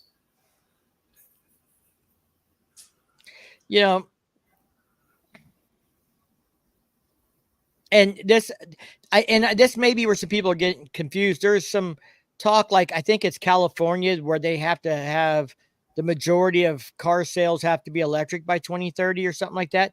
But that's not corporations saying that. That's government saying that. And that's only in specific areas. And they're saying that for cars and certain automobiles. That doesn't mean commercial trucks. That doesn't mean motorcycles. That doesn't mean farming equipment like tractors and things like that. People see one thing in the headlines and it grabs their attention. All vehicles or all cars have to be electric by 2030 in California. Well, that doesn't mean every vehicle. It may mean every so many percent of cars have to be electric versus gas. That was the last thing I saw on like the 2030 deadline was I think it was California. Somebody correct me if I'm wrong.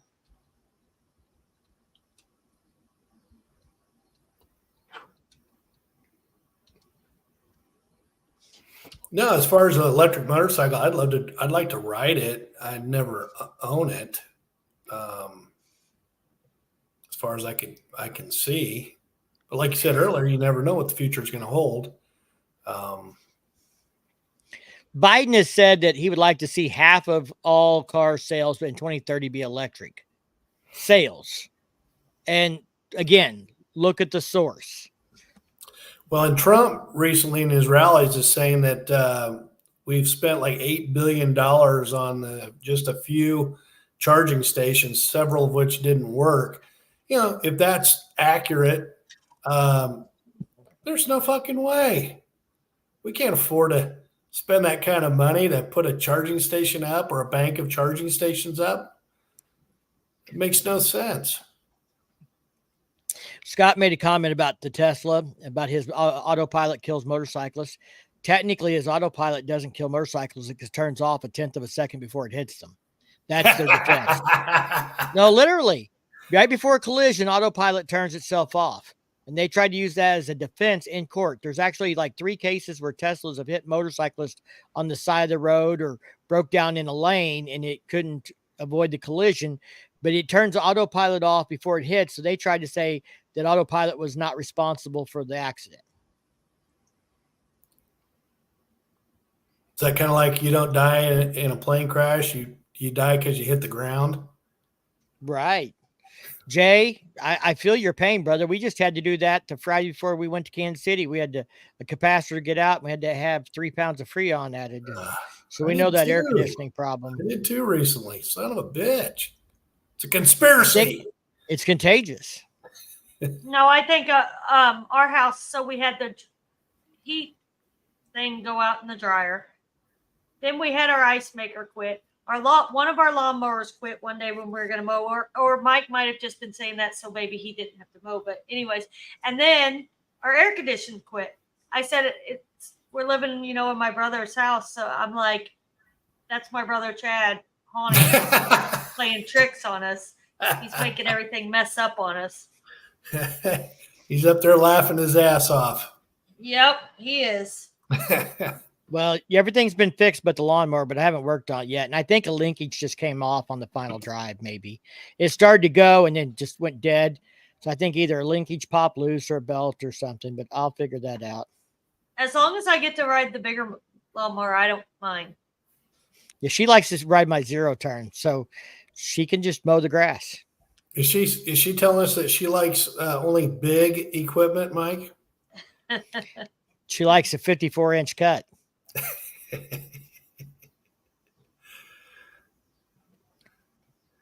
A dear friend following his dreams died on his Harley. A real inspiration. His passion is the real. His friendship was my honor. I still ride the bell he gave me. I'm sorry about the loss of your friend. And,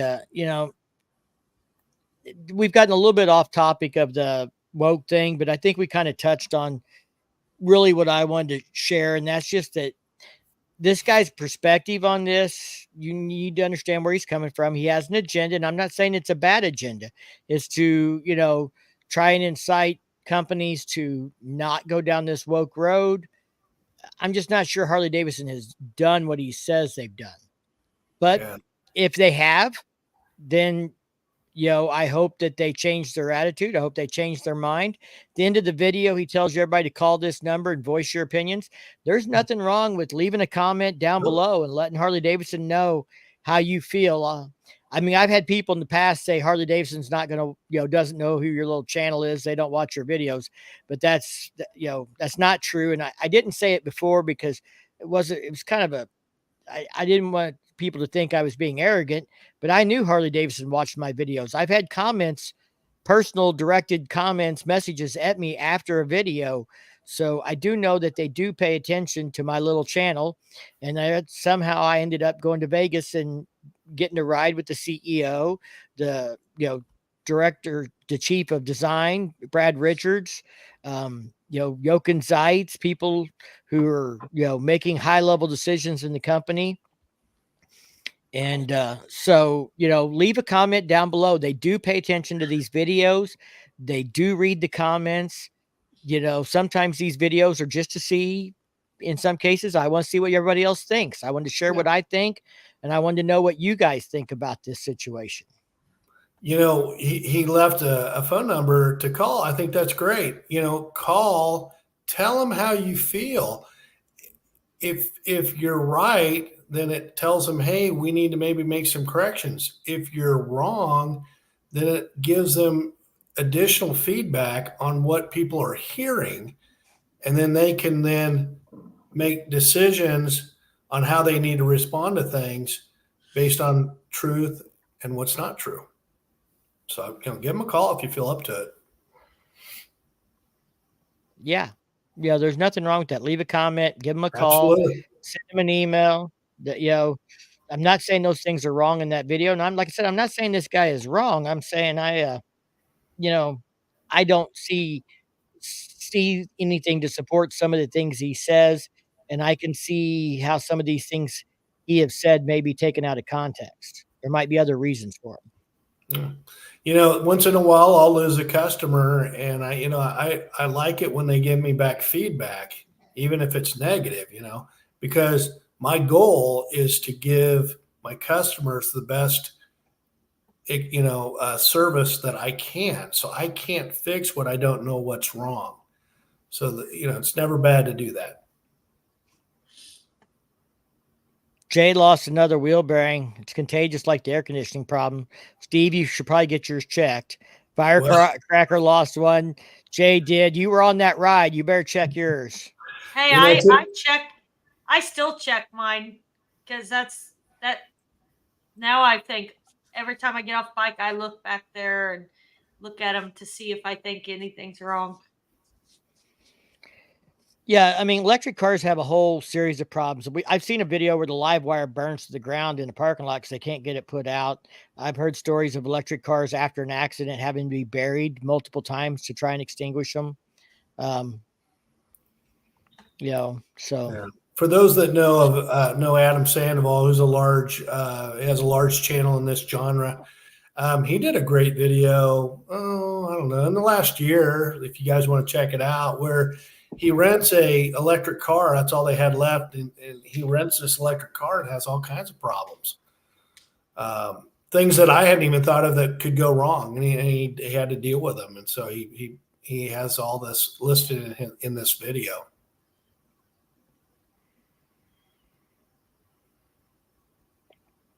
Yeah, I'm like Schmodo Travels here. I couldn't have an electric bike as an only bike, but I could have a cheap, affordable, inexpensive bike or electric bike as a commute bike. I mean, I chose the 2000 Dyna that I bought from Firecracker. That's kind of I bought it for $4,500. I can ride it back and forth to work. He screwed me. I think he screwed me. That has nothing to do with the motorcycle deal. You put a ring on it. Not even touching. I put a ring on it? No. When we got married, you put a ring on it. That means you're getting screwed. But you screwed me before. Didn't pay me enough for my bike. You're getting your exhaust this week, and then you're getting your tune, and we're don't square. Worry, it's left to me if anything happens to you. So she'll get it back. I live longer than you. Taking pretty good care of her, Mike. But the 2000 Dyna was $4,500. It gets 50 miles to the gallon. It is smaller tires than touring tires, so they're more affordable. Not that tires are super affordable, but still, compared to car tires, they're a terrible investment. But it's there's lots of options for an affordable second motorcycle, whether it's electric or something that just gets good gas mileage. Hey, David Brown talks about Tesla's that truck they made. Did I see correctly where Kid Rock bought one and painted it like the General Lee? Or was that? I don't know. I haven't seen that. Or was that somebody screwing with us? But somebody showed one of those trucks. It was painted just like the General Lee, and it said Kid Rock owned it. That'd be kind of badass, I have to admit.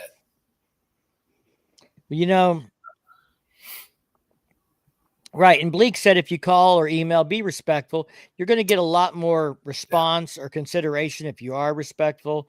Yeah. Tell them you're concerned, consumer. Yeah. They do care what you think and what you want and what you're interested in, believe it or not. And they're more apt to listen to you if you're carrying yourself correctly. If you just get on there and just start F-bombing, Were we coming back from Kansas City, Firecracker? When we passed one of those Tesla trucks, we passed one riding bikes here recently. Those new weird looking things. Actually, yeah. I was going to ask you what those were. We passed more than one. We passed like 4 of them. Oh shit. And then I seen one in town yesterday. I didn't even know what those were. They're not attractive in my opinion. I don't know that we can call them a truck either. No, there's no bed, right? No, just because it's more like a hatch, funny looking hatchback. It's almost it's like a SUV thing. It looks like. I don't know. I didn't look at it that close. I was paying attention to the road. Jay wants a Mulholland as a second bike. I don't care what you say. I'll just buy a Ford or Chevy, and I'll take the difference in what I saved down to the old titty bar and help out with the cause.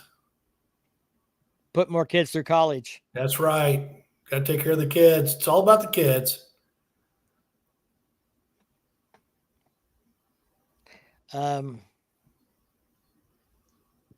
Talking about Jay's wheel bearing. Tracy said hi. Frank said cagers don't see or hear us now with Bassani Zombies. Can you imagine the volume of accidents with electric bikes? Yeah. And I a couple of YouTubers in recent times that are pretty big channels have said that like loud pipes save lives is a myth. Well, I don't think they're the only thing you should depend on, but I can promise you I've had people notice me because I revved my exhaust because my bike was loud. They heard me coming. They didn't change a lane. They saw me at an intersection and yielded because they realized I was there after I revved my bike and they, made eye contact. I'm not saying you should just depend on loud exhaust and be blind to traffic, but I think everything you can do from lighting to be more visible to loud exhaust to being noticed is, an advantage because that's the number one reason motorcycles get hit is they're not seen. Yeah. It's a lot easier to rev my motor than to try to find the horn button in a split second.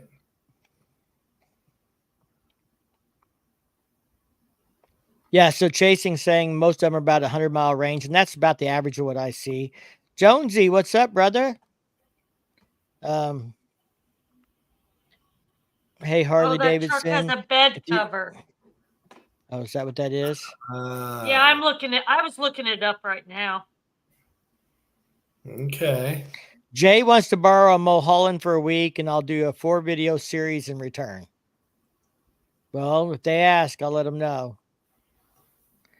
E7 said Reicher said it's got a bed cover. Oh, okay. Yeah, it goes 0 to 60 miles per hour in 2.6 seconds. Average estimate range is 340 miles. It can tow 11,000 miles. It has no paint. 11,000 pounds? 11,000 pounds, sorry. And it's the ultra hard stainless steel exoskeleton helps to reduce dent damage in long term and the shatter resistant glass. Yeah, somebody shot it with the semi-automatic weapon to see if it was bulletproof.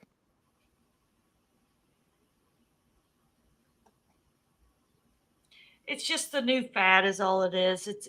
They're gonna have problems with it, so.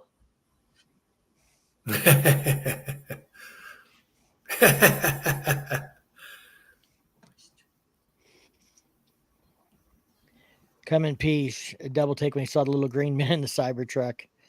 So appreciate you everybody tuning in tonight. I know this is a touchy subject. I guess one thing I want to know from you guys, do you think I should actually do a 10, 15-minute video on this, kind of sharing maybe some of the differences in what I can find versus what this guy is saying. Like to me, the problem becomes when you start saying drag queens are reading books to kids, that's to piss me off. And then when I can't find any evidence of it, then I'm pissed off at you because I feel like you lied to me. Clickbait. You lose your credibility. Yeah. And if that's true, then great. But I'm not sure it's true. With your connections to Harley Davidson, what would be really cool, or if you're asking me for my opinion, if you should do a piece, is if you could get the right person at corporate to reach out to you, and then you could ask them a series of questions based on this article, then I'd be all for it. But I think unless you get that type of documented proof, I'd probably tell you let's leave it be. Well, and Bleak Rides here says I should be more open-minded, and that's all my point is here is, I see so much stuff on the internet, or I have people send me stuff. There was a period last year where AI was creating a bunch of fake videos saying Harley Davidson CEO said, Indian Motorcycle CEO said, Honda said, blah, blah, blah, blah. And they were fake ass videos.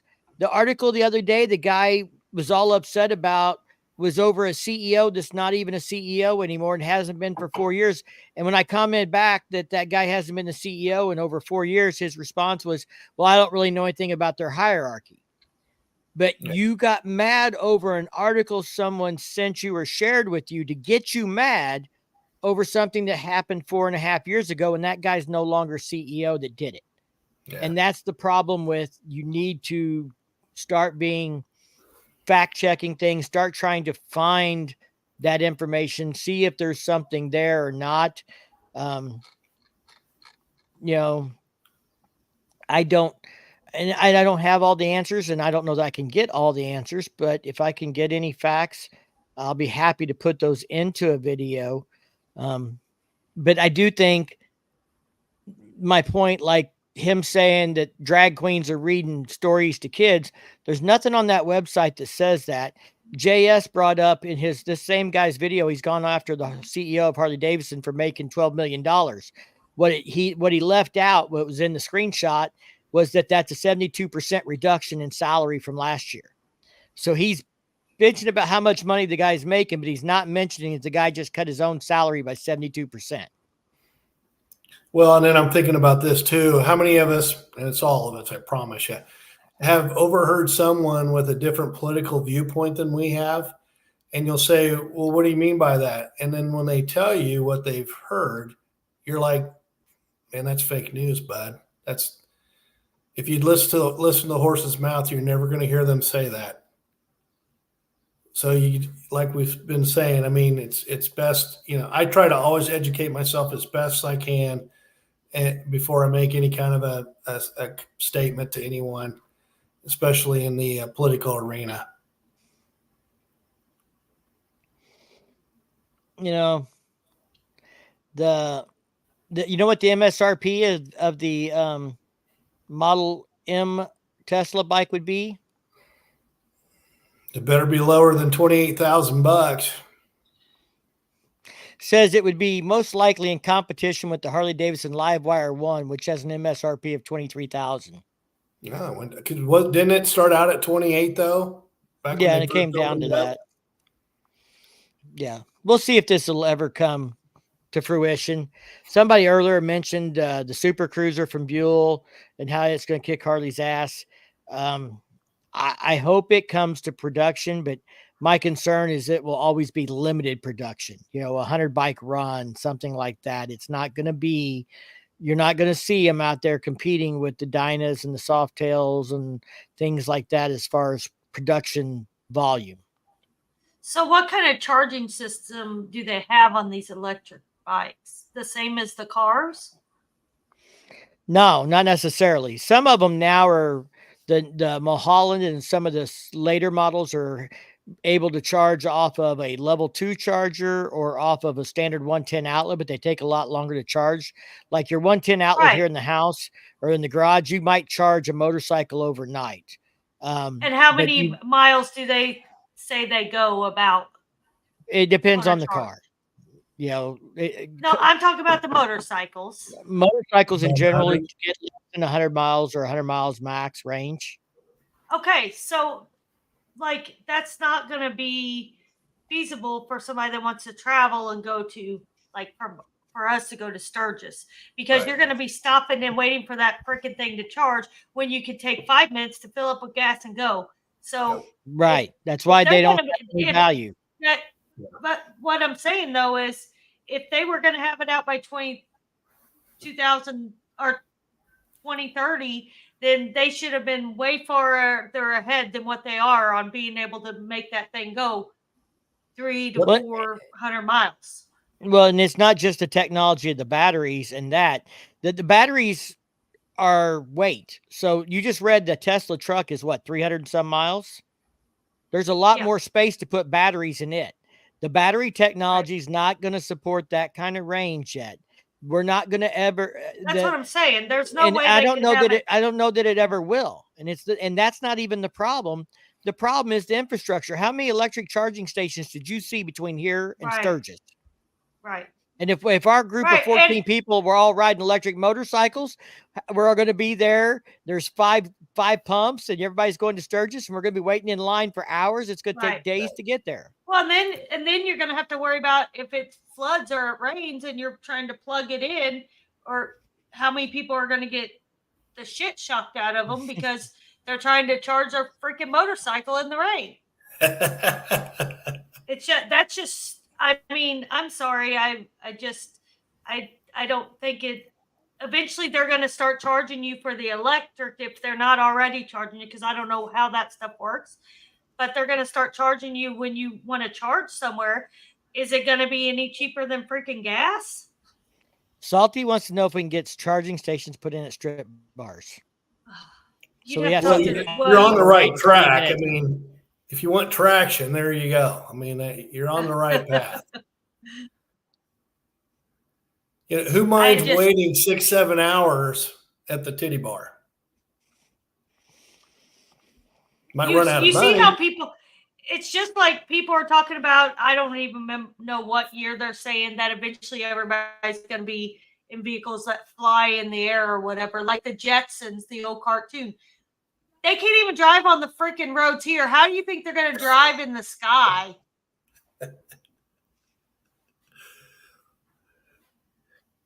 Good point. Well, I think we found out what gets her fired up. Thus the name Firecracker. Well, infrastructure's got to happen. We have to have a place to charge them, and you have to have range. And the battery technology is not there. Could it get there someday? Maybe, but it's not going to be there by 2030 at this rate. I mean, in the last 3 years, we haven't seen any significant improvement in charging stations or in range in the technology. And who knows, Frank by 2030, there might be a completely new energy source that we don't even know about yet. Frank wants solar charging chaps so we can charge the motorcycle while we ride, like solar panels on our clothes. And Chase said that your challenge is accepted. He can spend 7 hours at the titty bar with you. Is that our range, so to speak? I don't know. I haven't looked into it a lot. There was another motorcycle that came out with alternative fuel source. And Harley Davidson now has actually said that they are leading in electric because currently that's the best technology we have.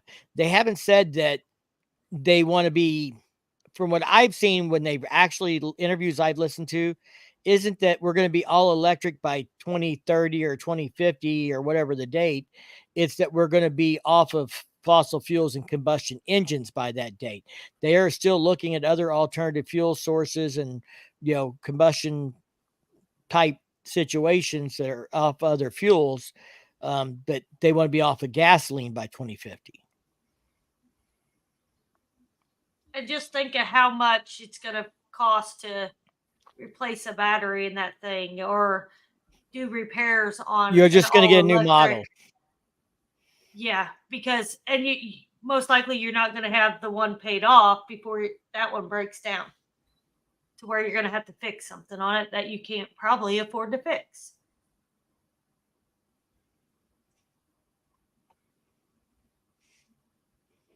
Chase says it's not about fuel, it's just about TNA. Well, yeah. Salty wants to talk more about the 7-hour challenge. A bunch of damn perverts on my channel. I prefer to call it charity, Chase. I just want you guys to know I love you all, and we'll see you at the 7-hour challenge at Bike Fest. Are we going straight there after the meet and greet? On Saturday? Yeah. 7-hour challenge. What time are we getting this thing started? That's right. Bring your wands. Backpack full of them. Hydrogen. That was the other one I was trying to think of. Hydrogen. That's an alternative fuel source. You know, and yeah, Kawasaki was working on that. And but I mean, here's a prime example. Was it Ducati that said, I'm not making an electric motorcycle? They said, no, technology's not there. We're not wasting our time on it. BMW made one that looks like a little scooter. Kawasaki's playing with it. Honda's, got it on their roadmap, but what Honda EV motorcycle have you seen, Steve? Have you heard of? None. Okay. Because they know the technology's not there enough to make it worth making a production model.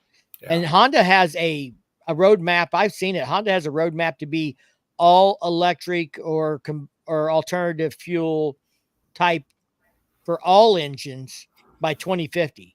Cars, generators, like everything. So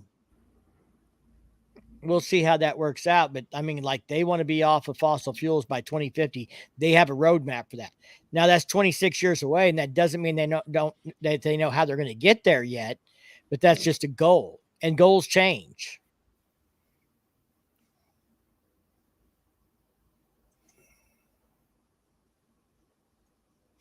Did you see all the rain in Deadwood? I bet nobody wanted to have an electric motorcycle out there this week. No.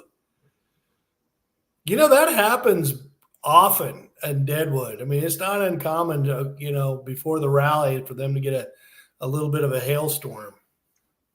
Oh, no. I'm heading up there Friday morning now. I keep moving about. I just went and booked 2 more nights. So I'm, instead of getting there Saturday, I'm getting there Friday. And staying a day longer? Well, I'm staying 2 nights longer, but I'm only getting 1 day out of it because the first day's a travel day. So Salty says you can't drink all day if you don't start in the morning. That's exactly right. What if you don't go to bed? Well, it sounds like I'm going to have to park my bike that day that we're doing that. Yeah. You also, starting in the morning is one thing, but what if you end in the morning? I mean, if you, start at noon and you go till 4 or 5 a.m., does that kind of still count? If you stayed at the titty bar long enough and you parked your e-bike there and you started charging it, by the time you did get back there the next morning after you had to Uber home and back to the bar, it might be charged. We should do a 3 a.m. challenge. If we start building new nuclear power plants now, we might have the energy for all the electric for an all-electric America by 2050. Well, I don't know. All right, guys, it is almost 9 o'clock. I'd love to hang out all night, but I've got a few things I got to get done tonight. I haven't put out a video in a while. I'll work on this topic and try and finish the other one I've got. We've been really busy here at the house. You heard Firecracker, us talking about the air conditioning, the ice maker, the dryer, the lawnmower. I've also built, been working on cleaning the shop out, and I built a workbench this weekend. I built a lumber rack to get some lumber off the floor to make more storage space, because I still have a 30 by 45 shop that's 90% of the stuff that was in it is still there that I got to get moved to the new place. So, got a lot to do still. And it's kind of impacting getting videos out, but we've been having a good time hanging out with everybody during the lives. Appreciate everybody coming out tonight. And, Salty says, if we stay at the titty bar too long, you'll get your own dollars back at some point. All right. Well, Salty, we hope you can make it to the Bike Fest Gentlemen's Club Challenge. And it seems that Chase and Steve have made plans. So appreciate everybody joining in tonight. I remember the used cow poo and corn for fuel. Wonder if it gets to that. Jonesy, we'll see you. Thanks for tuning in. Everybody, like I said, leave a comment if you want Harley Davidson to know how you feel about this. And we'll try and catch y'all in a couple of weeks when Steve gets back from Sturgis. Steve, I would like you to write down on a piece of paper the number of electric motorcycles you see while you go to Sturgis and back. Okay. I'll do it. We can just now, and I want you to count all the other motorcycles so we can see what percent. Oh, I think it'll be about 50-50. I really do. All right. All right. I'm gonna let you guys all go. Thank you all for joining in tonight. It's always a pleasure hanging out with you guys and having a good time. My cup is empty. It's time to go. See y'all in the next one. Peace.